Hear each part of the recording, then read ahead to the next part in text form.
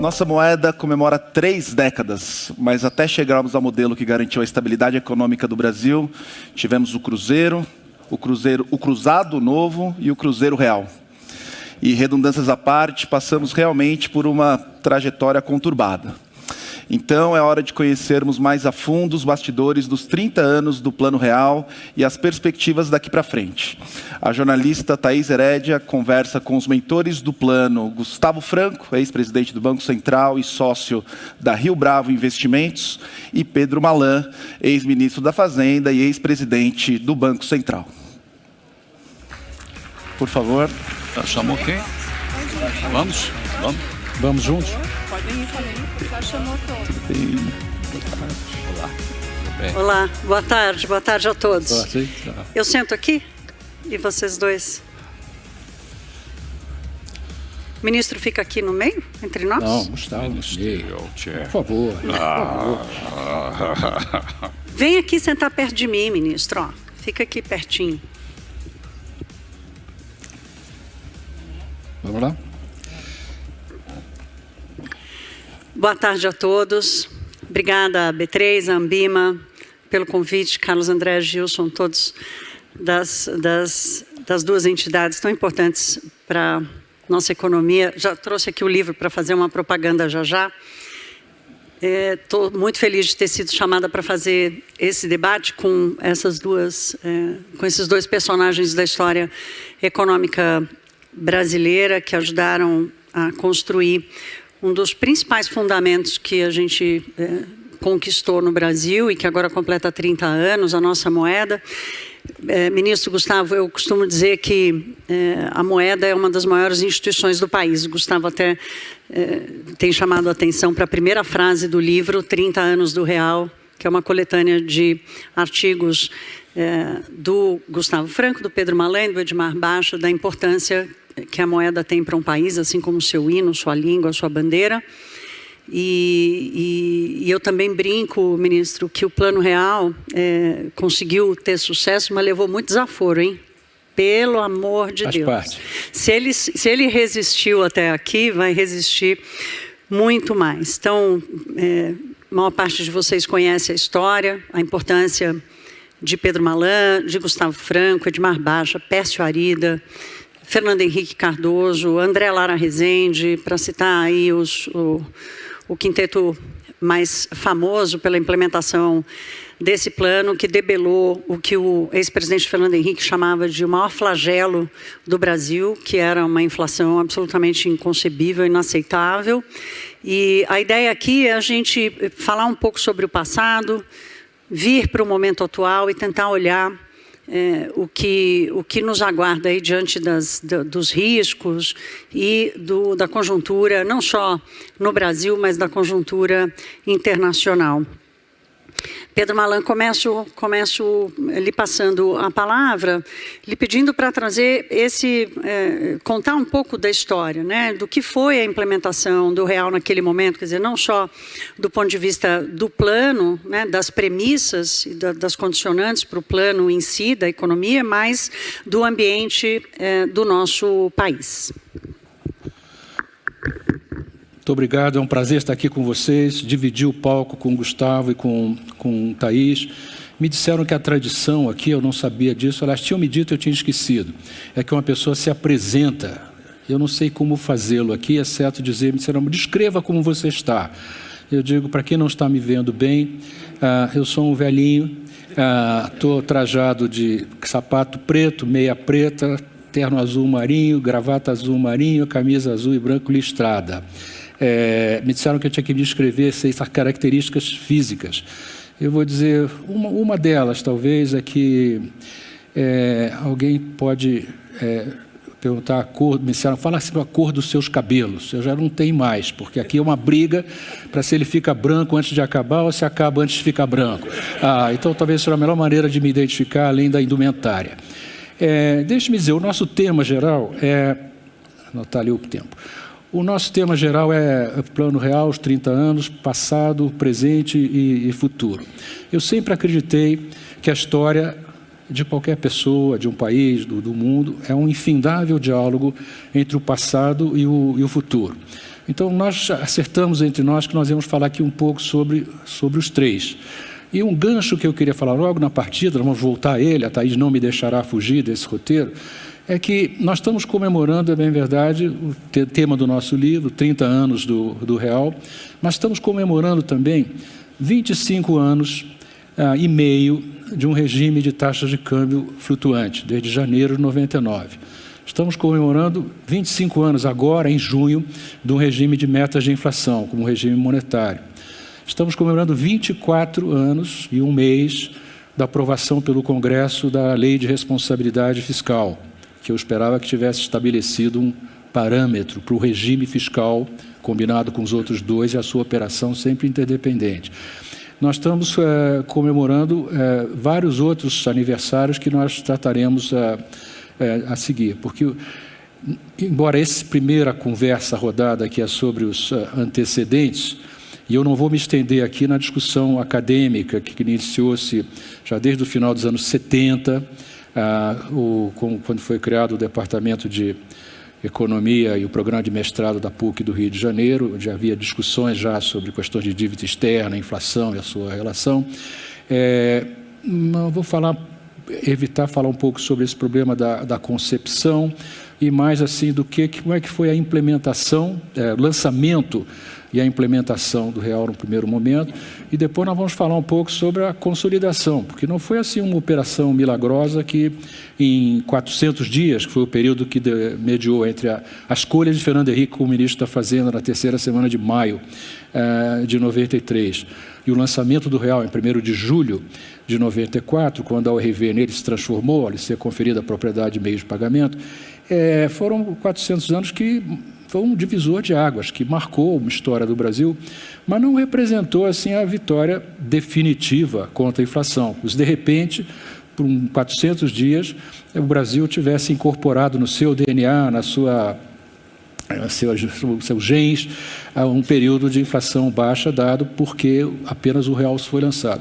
Como a Thaís mencionou aqui agora, teve muita coisa que teve que ser feita ao longo dos vários anos que se seguiram para que se consolidasse a ideia de que o Brasil tinha, sim, por várias razões, não como fosse um fim em si mesmo, mas tentar conviver com uma inflação que preservasse o poder de compra da moeda nacional, que é a preservação do poder de compra do salário do trabalhador brasileiro, dessas transferências diretas de renda que vem assumindo uma importância crescente agora. Então, deixe-me falar sobre o período que tem início com o fato que, sem o qual acho dificilmente as coisas tomariam o rumo que tomaram.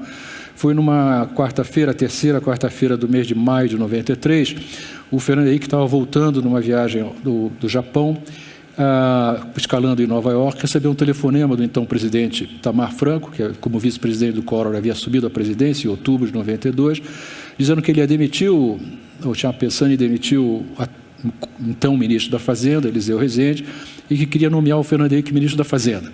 O Fernando disse: Itamar, eu estou chegando em Nova York agora, daqui a 2 dias eu estou aí, a gente conversa aí sobre isso, eu estou bem com o ministro das Relações Exteriores, e foi dormir. No dia seguinte de manhã ele acorda e o Itamar tinha publicado no Diário Oficial a nomeação do Fernando Henrique como ministro da Fazenda. O Fernando disse que ligou para ele para dizer: olha, achei que nós tínhamos combinado que conversaríamos aí.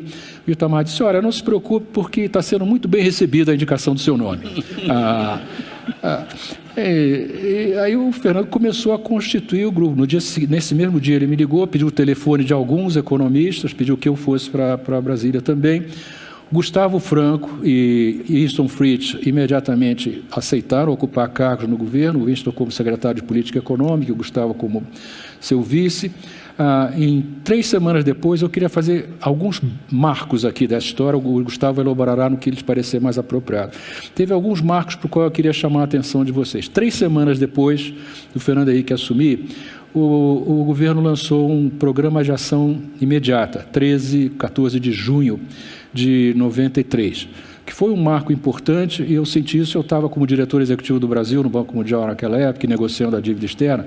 Eu fiz traduzir esse programa, são umas 14 páginas, para o inglês, e distribuí para toda a diretoria executiva do Banco Mundial e do Fundo Monetário Internacional, pedindo que eles mandassem para os seus bancos centrais e ministro da Fazenda. E ele foi muito bem recebido, assim, porque ali nós indicamos que tínhamos um rumo ali que envolvia propostas de mudança constitucional que estavam em andamento já no governo, antes mesmo do Fernando Henrique chegar, envolviam a preocupação com o equilíbrio fiscal e a desordem das finanças públicas no Brasil, e envolviam a preocupação com lidar com uma hiperinflação brasileira. Porque aqui, eu vejo todo mundo é jovem aqui, talvez não tenha nenhuma experiência de memórias vividas do que foi a marcha da insensatez da evolução da inflação do Brasil. Nós fomos o recordista mundial de inflação nas 3 décadas que vão do início dos anos 60 até o início dos anos 90. A nossa inflação passou de 20 para 40, para 100, para 1.000, para 2.000, fechou em 2.400 no ano de 1993. É uma hiperinflação. O Programa de Ação Imediata diz que havia 4 países no mundo apenas que tinham inflação de mais de 1.000%. Era a Rússia, que havia se desagregado, o Império Soviético havia se desagregado em 91, a Ucrânia, o Brasil e o Congo, em recorrente guerra civil. Aquele documento foi importante. Outro marco importante, para mim pelo menos, foi agosto de 93, quando o Itamar tinha resolvido também trocar o presidente do Banco Central, subitamente, por uma razão menor, e o Fernando Henrique me chamou a mim e ao André, que estávamos em Brasília nessa data, e dizer que nós íamos jantar naquela noite, um dos dois tinha que sair como presidente do Banco Central, quando os mercados abrissem na segunda-feira. E eu fui tranquilo para o jantar, dizendo assim, disse a ele, nós almoçamos juntos nesse dia, é claro que tem que ser o André Lara Rezende, não é uma questão de vantagens comparativas. Acabou que o André entrou para o governo como negociador da dívida externa, uma posição que eu ocupava e estava praticamente concluída, e eu aceitei, numa sexta-feira, 13, dia das bruxas, de agosto de 93, aceitar o Banco Central. Mas, para mim, o importante ali era que o André Lara Rezende entrasse para o governo, e eu tinha sólidas razões para acreditar que, se ele entrasse, o Pércio Arida entraria também, como de fato entrou como presidente do BNDES. E aí, juntando-se com Gustavo, Winston, Edmar Baixa, que estava lá desde o início também, eu devia ter mencionado, o André e mais o Pércio, eu senti que nós tínhamos constituído aquilo que é fundamental. É um núcleo duro, uma massa crítica, que era possível fazer aí um esforço sério para lidar com o combate à hiperinflação brasileira. E foram meses intensos de discussão, setembro, outubro e novembro de 93. No dia 29 de novembro daquele ano, nós assinamos os acordos definitivos com os mais de 700 credores privados, o fechamento, da conclusão das nossas negociações com a dívida externa, foi uma coisa importante. E uma semana depois, o Fernando Henrique encaminha ao presidente Itamar Franco uma exposição de motivos, cuja leitura eu recomendo até hoje, se não me engano, 395, o Gustavo vai me corrigir, que tem 3 coisas lá. Primeiro, a importância do equilíbrio fiscal para o biênio 94-95. Segundo, todas as propostas de mudança constitucional que haviam sido elaboradas ao longo desse ano, que a Constituição podia ser revista ao seu 5º ano, com maioria simples no Congresso, e a reforma monetária. Ali aparece a definição da URV, a moeda virtual, uma unidade de conta na qual o real se converteria quando ela tivesse propriedade de meios de pagamento, que foi o que acabou acontecendo. Nós fomos transparentes todo o tempo, não dissemos que não haveria congelamentos, não haveria surpresa de fim de semana, que o rumo que nós tínhamos tinha sentido de direção e de propósito que faríamos, e o papel aqui foi fundamental do Gustavo como diretor da área internacional do Banco Central, junto com o Pércio, e o André saiu dia 10 de dezembro. E a história é conhecida, em 1º de julho, a URV, depois de um período de 4 meses de recontratação em URV, ela foi convertida em real. A inflação no mês de junho de 94 foi 47, tanto por cento no mês, e no primeiro mês depois do lançamento, julho, foi 6,8 e começou a trajetória declinante ali. Mas, para voltar à ideia da importância da consolidação, no ano calendário de 1995, o primeiro ano calendário após o real, foi 22%. A inflação nos 12 meses terminados em junho de 95 foi 33% ainda. Quer dizer, havia uma longa jornada pela frente ainda, que nós vamos falar depois, sobre essa questão. Mas, só para terminar aqui, o que foi fundamental ali? Lições do real. É preciso ter uma liderança política que seja capaz de constituir em torno de si um grupo de pessoas que se conheçam de longa data, que se respeitem mutuamente, que não estão competindo pelo poder e que estejam com o espírito público tentando encontrar uma saída para uma situação terrivelmente complexa, que era uma desordem das contas públicas no Brasil, uma inflação caminhando para uma hiperinflação, 2.400% certamente é uma hiper, num intervalo curto de tempo. E eu termino por aqui dizendo, havia muita gente que achava, quando o Fernando Henrique chegou ao Ministério da Fazenda, que não havia muita coisa a fazer, ou antes dele chegar, porque faltava apenas 1 ano e pouco para eleições, e que o melhor que se podia fazer era levar o barco até outubro de 94, quando o novo presidente seria eleito, e aí, com a legitimidade que o voto popular confere, poderia aí, então, pensar no seu programa de combate à inflação, que estaria muito mais elevada do que 2.400 e pouco, que foi o ano calendário de 93. Eu paro por aqui para passar a palavra para o Gustavo, ou para a Thaís, quem queira, mas é só para dar uma ideia do passado, mas eu queria dizer só para dizer, teve uma longa jornada, não trivial, nos meses e anos que se seguiram, que nós podemos falar daqui a pouco mais, se houver interesse. Obrigada, Pedro. A gente falou tanto sobre a autodescrição e eu acabei esquecendo de fazer a minha. Eu ainda não sou uma velhinha, mas estou na metade do caminho. Sou uma mulher branca, de cabelo ruivo. Estou vestida com uma calça colorida e uma camisa branca. Tá bom? É assim, né? Assim tá bom. Então, pronto. Gustavo, eu quero te ouvir, eu acho bacana pegar do ponto da importância que o Malan colocou aqui, da liderança política. Vocês têm sido chamados muito para falar sobre essa data, e o que fica muito claro é a união entre o fundamento, a essencialidade de haver a união entre a técnica e a liderança política. Se puder falar um pouco dessa construção, acho que o ministro já introduziu bastante esse tema, falou um pouco do ambiente, mas falar um pouco mais da união da técnica, do conhecimento técnico e da liderança política nesse processo. Bom, boa tarde a todos, me ouvem. Nessa ordem, a integridade técnica e a liderança política que ajuda a fazer acontecer. Gosto de pensar que essa é a estrutura melhor para organizar esse tipo de esforço. Pedro já contou a história, não seria capaz de contá-la melhor. Pensei em utilizar uma recordação para agregar uma dimensão ao que o Pedro contou, que foi o seguinte: uma reunião ministerial acontecida no domingo 28 de fevereiro de 1994, no dia seguinte, segunda-feira pela manhã, a medida provisória da URV ia para a rua. E era um domingo, o presidente da República chamou uma reunião de ministros, poucos ministros, no Palácio, e o Fernando Henrique levou 2 assessores para essa reunião. Não sei onde é que você está. Fomos eu e Murilo. Isso. E ficamos na sala de espera do Palácio. Murilo Portugal, secretário de Tesouro, um dos melhores que esse país já teve. E aí fomos chamados para fazer esclarecimentos, pequenos esclarecimentos durante a reunião.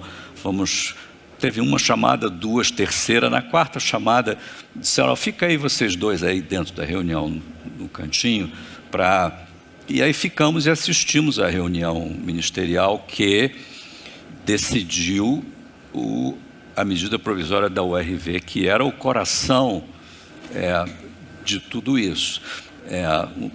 Uma medida provisória grande, tinha seus 60 artigos e parágrafos com, enfim, todos os detalhes da construção da URV, a conversão das mensalidades escolares, tudo, enfim.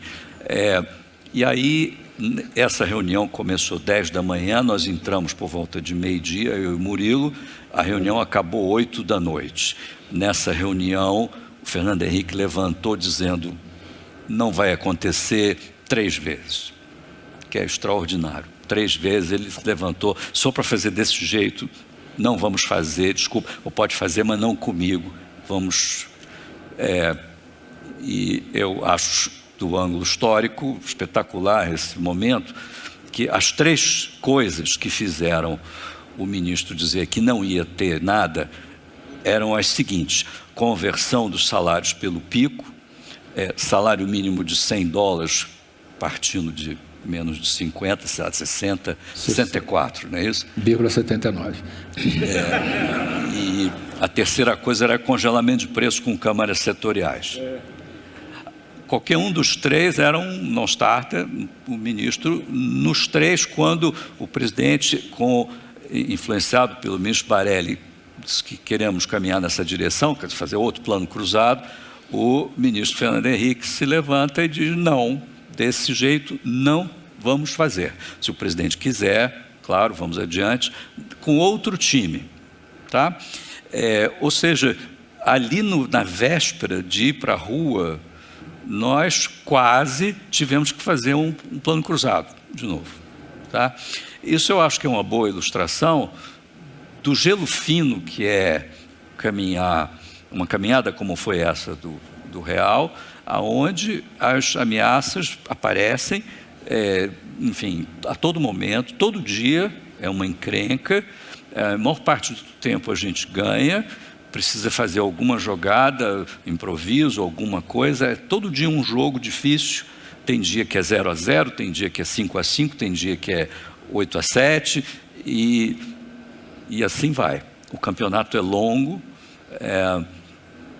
e começou, deixa eu repetir os números do Pedro de um outro jeito, que me agrada, que é o seguinte: o último mês do Cruzeiro Real como padrão monetário, mês de junho de 1994, lembrem que a URV era a média de 3 índices que fechavam no dia 30, o IPCA-E, que tem outro nome hoje, o FIP3, terceira quadra, e o GPM, e que a média dos 3 dava a variação da URV no mês. E nesse mês foi 50% inteiro. 50% inteiro por ano, eu estou sem maquininha aqui, mas na minha cabeça é tipo 12.500 ao ano. Embora o acumulado do ano possa ser 2.000, nesse mês anualizado, 12.500. É por aí que a gente começa. O primeiro mês da nova moeda, que foi julho, Pedro falou, 6 e 8, 120 ao mês, mais ou menos. E os primeiros 12 meses, 33 ao ano. 33 ao ano, perdão. E a inflação pelo IPCA caiu abaixo de 10 ao ano em meados de 97. No final de 97 já tinha acabado, estava abaixo de 5 ao ano. E no ano calendário de 1998, sabem quanto foi? 1,6 pelo IPCA. Até hoje não teve um ano que teve inflação menor que essa, ok? Se a gente fosse dizer em 1994 que em 4 anos íamos trazer de 12.500 para 1,6, seríamos recebidos com uma gargalhada geral, ok? Isso dá uma dimensão do feito. Cada dia foi uma encrenca, mas cada dia também foi uma revelação. E o tamanho do impacto disso tudo, acho que é ilustrado pelo que você mencionou, Thaís, sobre o que a moeda é para nós. A moeda é a coisa mais social, inclusiva, nacional que existe. A moeda, como a bandeira e o hino, sim, é um pedaço de nós. Quando a moeda é humilhada, nós somos tragados pelo torpor. A corrosão de valores que a moeda provoca atinge a nós todos de uma maneira muito profunda. É impensável, incalculável o impacto que teve sobre o país viver nos 15 anos entre 1980 e 1994, eu fiz essa conta, a inflação acumulada média mensal é 16%. média mensal, em 15 anos. Okay? O tamanho do impacto disso, e na época a gente tinha pudor de falar a palavra hiperinflação. Ninguém falava isso com medo, tá? Medo, sei lá, do que aconteceu na Alemanha, do que isso implica. Talvez, ao falar essa palavra horrível, isso significava que, então, tínhamos que levar as últimas consequências, as providências para acabar com essa doença, já que ela é tão grave e vai nos atingir tão profundamente. E a gente ficou anos sem usar essa palavra, e agora, curiosamente, 30 anos depois, para começar, é interessante ver como hoje os 30 anos estão sendo comemorados de um jeito que os 25, os 20, os 10 não foram. O que ótimo. E o evento do Banco Central, lá, um mês atrás, foi a primeira vez que o Banco Central comemorou, tá, o aniversário do padrão monetário, que é o mais bem comportado dos 8 que nós tivemos, incluindo o mil-réis, tá? Com todos os aniversários de sistema de metas, mas o padrão monetário é o mais importante deles, e é a primeira vez que o Banco Central comemora. E desta vez todo mundo fala hiperinflação já sem medo. Estamos longe e curados, ou em abstinência, talvez, no assunto, então podemos falar do assunto com certa, enfim, com certo conforto. Que bom que não foi, e lembramos passamos por uma dificuldade, estamos aqui inteiros, olhando para o futuro. Enfim, tá bom. Essa é a minha primeira. Sim. Eu vou me permitir, com a autorização, autorizado pela Thaís, senão não faria.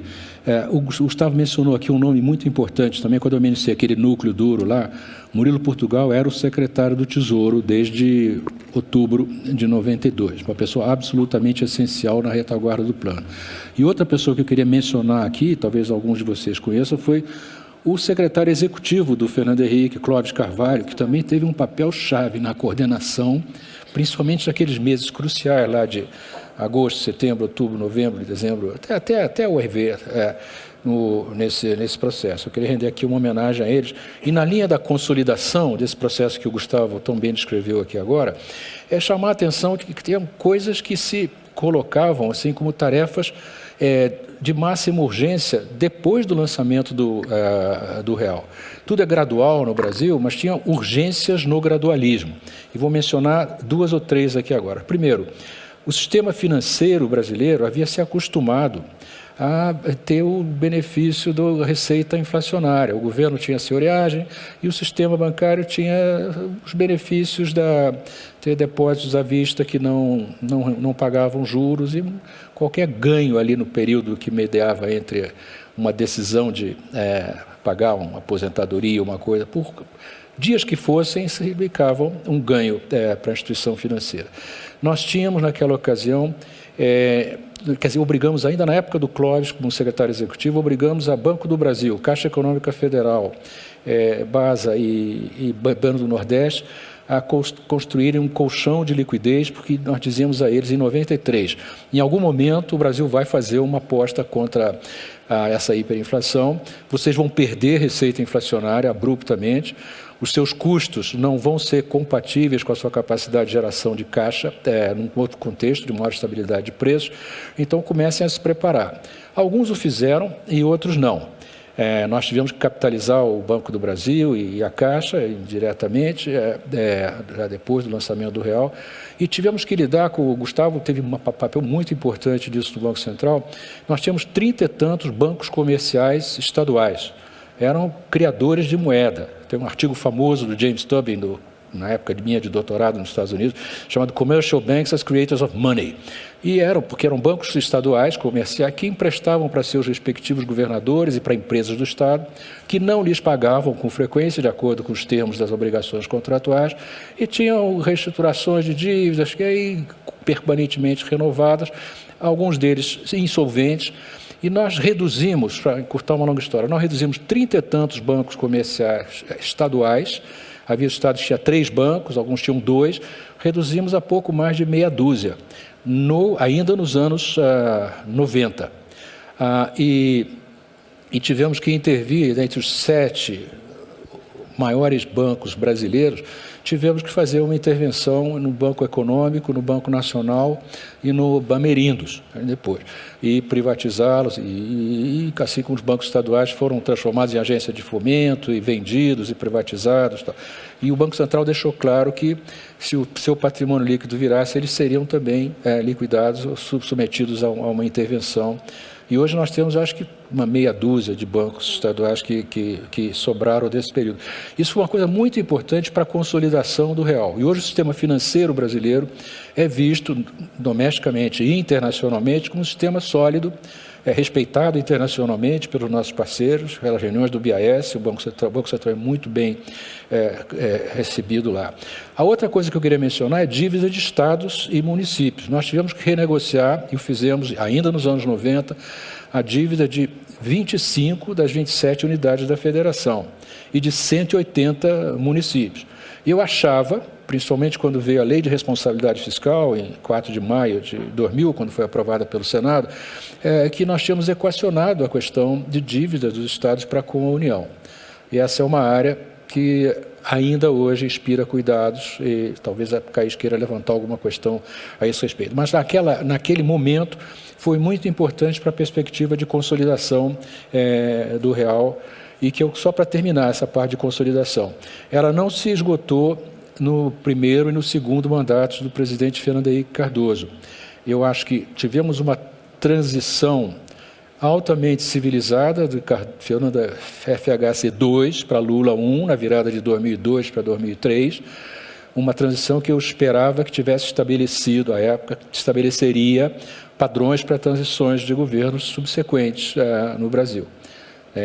Meu primeiro artigo que eu escrevi depois da quarentena, deixei o governo, dizia assim: se considerarmos os 12 meses que vão de julho de 2002 até junho de 2003, o Brasil estava mostrando a si mesmo e ao mundo, que esse artigo está nesse livro aí, que eu talvez estivesse mostrando a si mesmo e ao mundo que estava se tornando um país mais maduro do ponto de vista político e institucional, porque era possível ter uma transferência de poder, alternância de poder, como é próprio em democracias, e, ao mesmo tempo, manter, como foi mantida, a mesma, essencialmente, política macroeconômica de FHC 2, foi mantida até o final de março de 2006, quando toda a equipe do ministro Palocci, Marcos Lisboa, Joaquim Levy, Murilo Portugal, deixaram o governo, por outras razões que não tinham a ver com o fogo amigo, que sempre existe, como nós estamos vendo hoje nessa questão.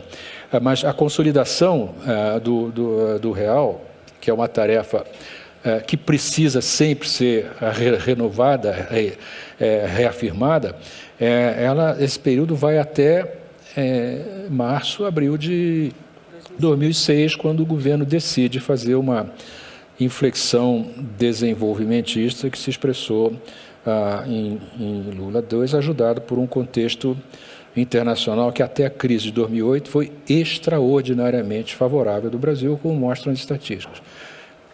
Ministro, vamos pegar um Concorde, então, e pousar hoje. Tem uma noção de valor aqui, que vocês dois trouxeram muito, que é a questão do valor da moeda. Um dos pontos do Plano Real, do sucesso do Plano Real, foi a incrível adesão da sociedade, uma compreensão de um sistema extremamente complexo, foi muito rápido, né? Lembrando que não tinha rede social, não tinha influência, a informação levava muito mais tempo para chegar, mas ainda assim parecia uma resposta para angústias profundas da sociedade. O valor sobre a percepção da estabilidade da moeda, eu acho que hoje ele é incontestável. Isso não aconteceu no Brasil até hoje. E o senhor coloca aqui a data até março de 2006, e a partir daí, então, essa noção ela tem várias fissuras, que é a noção da política fiscal. A briga entre a política fiscal e a política social, né? A briga entre a política monetária e a política fiscal. Gustavo, por que a gente não conseguiu, a gente como sociedade, a gente ainda não conseguiu compreender o valor da política fiscal para a situação que a gente está hoje, de estar nesse debate, de estar convivendo com essa ameaça? Bom, não acho que o Brasil seja especialmente torto nesse assunto, estava um pouco, claro, desregulado naquele momento, mas não é exótico que seja um país ambicioso um tanto além das suas possibilidades. Os desejos são os gastos, não é isso? E as possibilidades são os impostos que nós mesmos pagamos para fazer possível os gastos. São desejos e possibilidades. E estabelecidos pelo mesmo corpo de representantes da sociedade, que é o Congresso. Tem algo disfuncional quando esse corpo que fixa receita e despesa parece que não, enfim, fixa números doidos pelos quais as possibilidades não alcançam nem perto dos desejos. Acho que nós vamos conviver para o resto da eternidade com ambições que vão além das possibilidades. Isso não é anormal. O que é estranho e anormal é a gente não ter instituições organizadas para conciliar essas duas coisas. Queríamos fazer isso na partida. Isso seria uma nova lei de finanças públicas, uma nova organização orçamentária. Até hoje não foi feita. E nós tivemos que seguir um caminho diferente na política fiscal para assegurar condições fiscais mínimas para o esforço de estabilização andar, e que foi o que fizemos com a emenda do Fundo Social de Emergência, que a gente sempre brinca que nem é fundo, nem é social, nem de emergência, era outra coisa, era uma fórmula de fortalecer o controle de caixa pelo Tesouro Nacional, ou o contingenciamento da despesa. Ambas as formas de descrever o que esse fundo fazia, impossíveis de vender essa ideia desse jeito, tá? Quem lê o texto da emenda constitucional do Fundo Social de Emergência tem a impressão que está sendo criado ali um fundo de desenvolvimento econômico, vamos construir Brasília de novo, alguma coisa assim. Mas não, era o que permitiu condições fiscais mínimas para a gente andar. E a agenda de responsabilidade fiscal foi um tema recorrente todos esses anos, e ela está viva hoje e incompleta. Talvez ela seja hoje a agenda mais importante, inclusive para o mercado de capitais, porque é o que vai nos levar ou não ao investment grade, que por sua vez é o que vai levar a taxa de juros a ser pequena o suficiente, não a Selic especificamente, mas a curva. Mas isso aí define a taxa intertemporal pela qual o mercado de capitais traz o futuro a valor presente, é o que governa o preço dos ativos.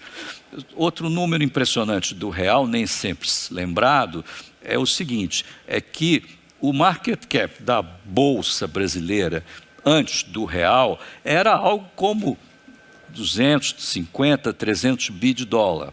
Ou seja, com esse cheque, alguém que viesse aqui do planeta Marte compraria todas as empresas brasileiras, ok? Todas.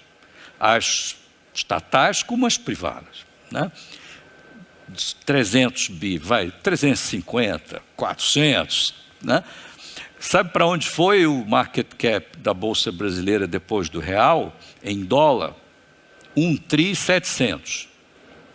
Isso significa que uma alteração macroeconômica assim tectônica altera os termos de troca entre o presente e o futuro de uma forma extraordinária e cria riqueza num ritmo muito superior à fórmula incremental do crescimento do PIB. E que foi o que aconteceu naquele momento. Em uma tacada se criou quase que um PIB inteiro de uma vez. Tá? É isso que o bom comportamento fiscal pode causar. Pode permitir taxas de juros muito menores e criação de riqueza. Agora, como articular esse tipo de raciocínio politicamente para fazer avançar em Brasília a agenda de consolidação fiscal? Muito mais complicado. Tá beyond my paycheck, eu não sei fazer isso. É o outro tipo de raciocínio. Fernando Henrique, para nós, foi o milagre, foi quem transformava ideias desse tipo, assim, elaboradas de economistas, em conversas de Brasília que progrediam, tá? Nós não temos mais essa liderança, essa capacidade em Brasília, infelizmente. E, portanto, temos uma agenda econômica que não é obscura. O investment grade é uma coisa muito clara, todo mundo entende o que tem que fazer para chegar lá, mas e cadê? Articular Brasília para chegar a isso aí. Né? E já é uma simplificação dizer que o investment grade resume tudo que tem que ser feito. Tá? Mas isso é o que a gente tem diante de nós, não é estranho aos problemas que o real enfrentou no começo, no meio e agora. Tá? São problemas recorrentes e que às vezes a demora em solucionar faz com que eles se tornem piores, mas a gente tem mais condição de enfrentar isso agora do que no passado. O entendimento dessas coisas todas aumentou muito. O nosso parlamento entende esse assunto de que tem que ter fonte para os desejos, de um jeito que antigamente não.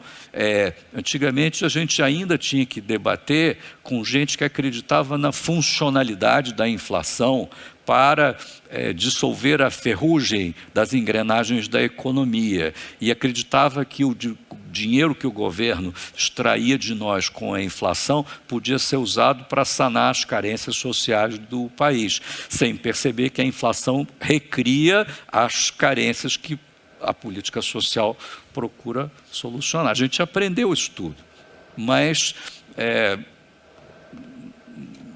não, ainda tem mais aprender.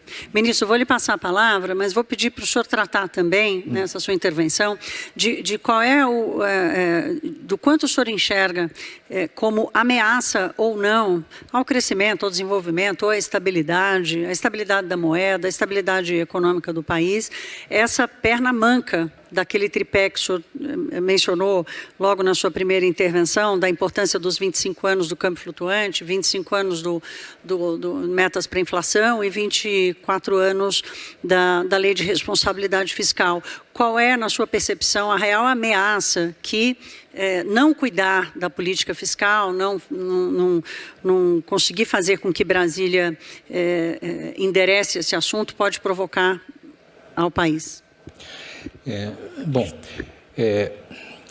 Nós avançamos muito no Brasil, do ponto de vista de construção político-institucional. O Banco Central é um bom exemplo, o Tesouro é outro exemplo. Nós temos gente muito competente no setor público brasileiro hoje e muita gente muito competente no setor privado também. Eu espero que as novas gerações possam fazer lá o que a minha fez, se interessar por alguma maneira de participar da vida pública do país mais ativamente, ainda por um período limitado de tempo. Eu acho que hoje, no Brasil, numa democracia, o Perso tem chamado a atenção para isso com toda a propriedade, a meu ver. Numa democracia, principalmente num país que, como o Brasil, já criou raízes entre nós, estou convencido disso, a percepção da esmagadora maioria da população, a preservação da inflação baixa e sob controle é algo de interesse da maioria. Vou repetir o que eu disse antes. É a preservação do poder aquisitivo do salário, a preservação do poder aquisitivo dessas transferências de renda, que tem uma importância significativa no Brasil de hoje. Qualquer governante que mostre uma excessiva leniência e complacência no exercício do governo e que permita a percepção, nós não vamos voltar a hiperinflação no Brasil, mas que a inflação possa parecer que esteja se acelerando. E o Gustavo chamou a atenção para uma coisa que é muito importante. Assim, o mundo é movido por expectativas quanto ao curso futuro dos eventos. Vocês do mercado financeiro todos sabem isso. O mercado é sempre forward-looking, né? Está sempre procurando olhar à frente, e esse olhar para frente já afeta as coisas que estão acontecendo hoje. Então, a sinalização que o governo dá nessas três dimensões que ela mencionou aqui são muito importantes. E eu tenho dito assim que nós temos três regimes hoje. O regime de taxa de câmbio flutuante. A definição é política quanto ao regime. Eu consigo imaginar algum governante futuro no Brasil que diz, olha, eu não gosto do regime de taxa de câmbio flutuante, mas ele estará obrigado a dizer qual é o regime que ele pretende. Ele não pode dizer assim, eu vou acabar com o regime de taxa de câmbio flutuante, que eu vou fazer um outro aqui que será melhor para o país, confia em mim. Não teria nenhuma credibilidade. Mesma coisa o regime de metas de inflação, é uma decisão política. É possível imaginar um governante futuro que diga, olha, eu não gosto desse regime, eu vou deixar de usá-lo. Ele está obrigado a dizer hoje qual é o regime que ele vai botar no lugar. Ele não pode dizer assim, prometo a vocês que eu envidarei o melhor dos meus esforços para fazer com que a inflação seja o mais baixo possível e eu tenho uma porção de outros objetivos a alcançar e, portanto, a inflação vai ser aquilo que tiver que ser em função dos meus outros objetivos. Não tem nenhuma credibilidade isso, inclusive é eleitoral hoje no Brasil. O regime fiscal é a mesma coisa. Assim como o regime de metas de inflação, o regime de discricionariedade constrained discretion, como se diz em inglês, discricionariedade constrangida, restrita, pela definição do regime, pela definição da meta, que não é o Banco Central que estabelece, é o Conselho Monetário Nacional, no qual o governo tem maioria, o governo pode resolver mudar a meta. Tem implicações a mudança de meta, não é uma coisa trivial, mas é possível.